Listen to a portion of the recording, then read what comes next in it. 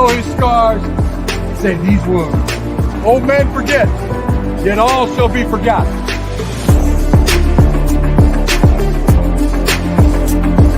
For he today who sheds his blood with me shall be my brother.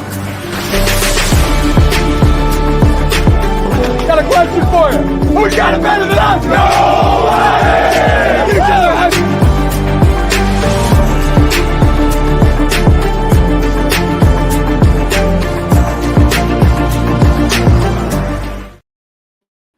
Welcome to the Big House of CFB Nation. How are you? I'm Andy. We're back again, so let's get right into it. Let's go over the Minnesota game. So Michigan got off to a fast start.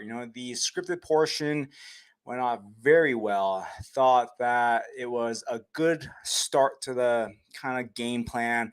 I liked what they did. And then, towards the end of the half, at the first half, it was 21-3. Last second field goal by Minnesota. I didn't think it was, too big of a deal, but I thought the game was, well in hand. I thought that Michigan had the game in control. I thought it was kind of that turning point where Michigan maybe kind of turned the corner, where that Texas game just happened at the wrong time. They were able to beat USC. Looked really good in the first half against Minnesota. I thought that Michigan was on its way to kind of get in there again, and then the second half took place. And then the third quarter was slow. It was fine. But then Michigan still had the game in hand. And then, in that fourth quarter, I think that's where I think everything kind of flipped upside down, because as you kind of look at the game with Michigan, they really controlled Minnesota in every aspect. They were able to contain Darius Taylor. They were able to kind of shut down Daniel Jackson for the most part. And then it was really just milking the clock out, just taking the air out of the ball. But then they decided to call a pass for Alex Orji. He threw a really bad interception, and that changed everything. That changed the game. And then before we go back into the game, I kind of have to talk about that game plan. I want to talk about the coaches. I don't get the point of having Alex Orji throw at that point in the game. You're up, you're in the fourth quarter, just run the ball, end the game. The offensive linemen, they are kind of needing to kind of gel together. So if you're up 24-3 at that point, you feed Khalil Mullins, you feed Donovan Edwards, you let your offensive line gel, you let them gain confidence, you let them work. Big Ten conference play is here. You need that offensive line to get that attitude in. So for them to call that pass play and for Orji to make that decision, I thought it was horrible of that throw. Now, up until that point, Minnesota couldn't do anything on either side of the ball. And so with that interception, I thought, okay, at worst, they get the touchdown, which they did. My thing after that is, what is offensive coordinator Kirk Campbell and head coach Sharon Moore thinking? After that, they go 3-and-out. They didn't do anything. It was like they were playing too conservative. They got scared. They were afraid. They didn't want to kind of call some good run plays. They didn't want to get the ball out to the edge. They were just being really conservative. They thought that they could just go 3-and-out, punt the ball, make Minnesota drive. That defense will take care of them. What happens? Minnesota goes down. They score again. I also have an issue with the clock management. Why is Orji snapping the ball with 10 seconds, 9 seconds, 8 seconds left on the clock? You're trying to end the game. You're running the ball. You wait until 3-2 seconds. Then you snap the ball. You run the ball. You then milk out some more time. The clock management was extremely poor, and it was real frustrating to watch, because this was a game that should have been over a long time ago, but they let Minnesota get back into the game. Let's go defensively. Wink Martindale didn't make any adjustments. in the first half. Like I said, everything was great, 21-3. There were no adjustments made on either side of the ball. They just went out as is. And Minnesota, credit to them, they made some adjustments. And on the offensive side, Minnesota in the fourth quarter, they found what worked. And what worked was attacking Michigan when Michigan went man coverage. I don't know why man coverage was used so much late in the fourth quarter. That's when you want to play cover two, not when you want to play man coverage. So I have an issue with Wink Martindale and his kind of play calls and what he's trying to do there. Now, on the other hand, is it because of the personnel that they have? They are kind of replacing a lot of veterans. There are a lot of players who are playing, in the first year. So is it because of the personnel that they have and they're best suited for man coverage and they kind of get lost in kind of cover two?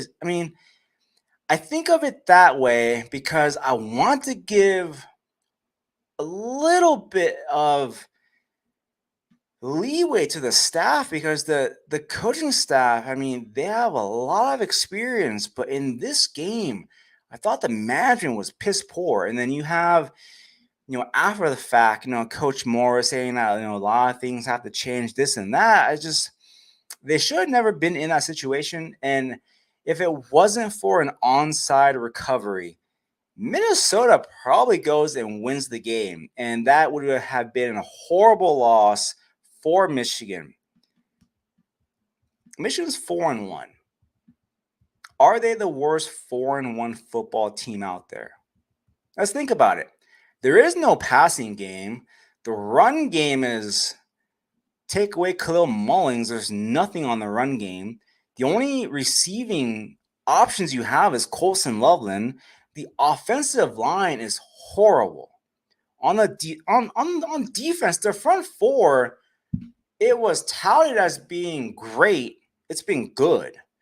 The linebackers have been out of place. They've been beat. In a secondary, besides Will Johnson, that secondary is horrendous. This is perhaps the worst 4-1 football team out there.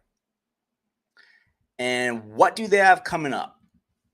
They got a rematch with Washington. Rematch of the national championship game. Michigan's currently a 1-point dog right now. If you take a look at the betting odds, it's their first true road test. Washington is a hostile environment. You have a lot of guys on defense and offense who have never kind of witnessed a true road test like this. This is a kind of a game that can get away from Michigan, and this is a game that I'm a little bit worried about because if Alex Orji can't make a simple pass, they're in trouble. If Washington stacks the box and they put 8 in the box and they play one-on-one coverage out wide, is Alex Orji going to be able to make that throw? From the games that I've seen, he can't and he won't. And it's going to be a struggle. It's going to be a game where the defense is going to have to carry this team again. And I have my concerns with Wink Martindale. This is a defense that while there are a lot of new pieces there, they've been in that system for years now. It should have been a smooth transition, and it was supposed to be, but it's not. And so I do have some issues with that. I have some issues on both sides of the ball. So this is a kind of a game that's make or break for the Wolverines. Now, when I'm looking at this game, I'm looking at Washington, and I'm looking at the Wolverines defense. This is what you have to do. Will Johnson has to cover Denzel Boston. He has to follow him. He has to lock him down. You then have Jair Hill on Jeremiah Hunter, and then you make former Michigan Wolverines Giles Jackson beat you out of the slot or out wide. You can't have Denzel Boston go off. Boston's been hot lately. He's had 4 touchdowns in the past 2 games. He's had over 30 targets in the past 3 games. He's someone that is playing that Ted McMillan role for Jed Fish. So in this game, I'm going to have Will Johnson travel and follow Denzel Boston to lock him down. Jeremiah Hunter hasn't been able to get off as he has when he was at Cal. So then I'm okay putting Jair Hill one-on-one with Jeremiah Hunter, and then I'm perfectly fine letting Giles Jackson beat you. If you have Giles Jackson beat you and you have Jonah Coleman on the ground beat you, I think Michigan wins for fun. But if they stick Will Johnson on his side, on his island, and Denzel Boston travels around and he goes off for 7 receptions for 120 yards and 2 touchdowns, Michigan is not winning this game. So that's going to be one of the key points that I'm going to be looking at for this game. When Michigan is on defense, who is on Denzel Boston? Is Will Johnson going to be traveling for him? And I think that he should. The other thing that I have is don't play man. Every time Michigan plays man, they struggle. If you can't get home with the blitz with 4, that's fine. That's fine. Play coverage. Washington's going to want to pass the ball. So if you can't get to the quarterback, that's fine. Play coverage and hope for the best. So I mean, I'm a little worried about this game because offensively, like I said, Alex Orji has not looked good as a passer. He's been okay as a runner, but his decision making hasn't been solid. And my thing here is I want Michigan and I want Kirk Campbell to simplify the game for Alex Orji. I want them to have him look at one read. If the read's open, throw it. If the read's not open, you run it. Do it like how Alabama did with Jalen Monroe last year. Last year after his benching, when he came back, Alabama really simplified the offense. It was one read and react. If it's there, go. If it's not, run. And I think that's what you have to do with Alex Orji. I don't think he's the type of quarterback where you put 2 reads out there for him and you let him make a decision. I think that's too much for him. And so if Michigan does simplify it and they're able to get stuff on the ground, I think it'll be okay. I think there's a couple of key players. The first one is obviously Khalil Mullins. He's been a new player this year. Last year, he was a player that didn't really look all that good. But this year, he's blossomed. He's been explosive. He's been decisive. He's showing his burst. He's showing that he should be the go-to runner. He's been better than Donovan Edwards. And for me, I'm still not giving up on Donovan Edwards. He has this knack for coming up with big plays when the team needs him. And Michigan needs him. We need him. And I'm looking for Donovan Edwards to have a big play for the Wolverines coming up. And this game will be on NBC, and Washington will be out for revenge here. So this is a game that I do have some concerns. I think if Michigan's offense can score 20 points, I think it'll be fine.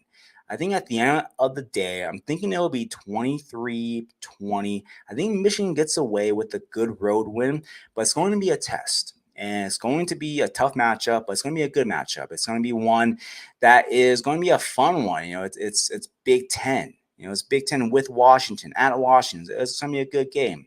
So that's what I'm looking for. And then for the offense, when we're taking a look at Orji, who's going to step up out wide? Are they going to scheme up the receivers kind of short to have them get some manufactured touches? Is Colson Loveland just going to be the guy all year? Teams are going to double him. You also have to get Donovan Edwards involved in the passing game. They simply haven't been doing that the past couple of games. On Orji's interception, Donovan Edwards was running downfield wide open. If Orji was a competent quarterback, he was able to look at the entire field, he would have found Donovan Edwards for that touchdown and then would have put the game away.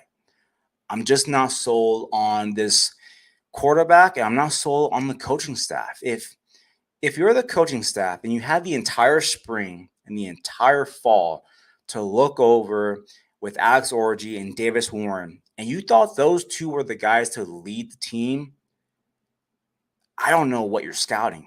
I don't know what you're doing. Why didn't you go into the portal?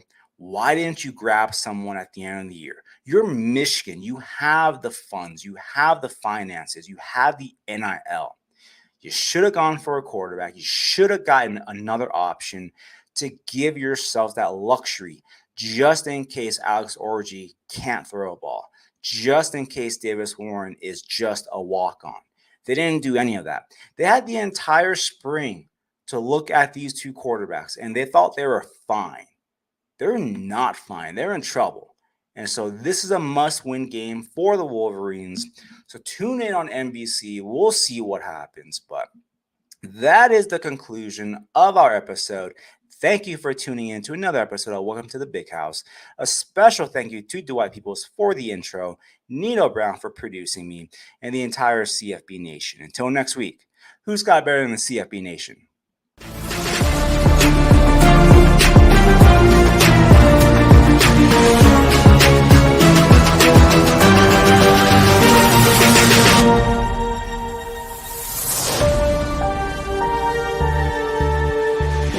Got a question for you. Who's got it better than us? No way!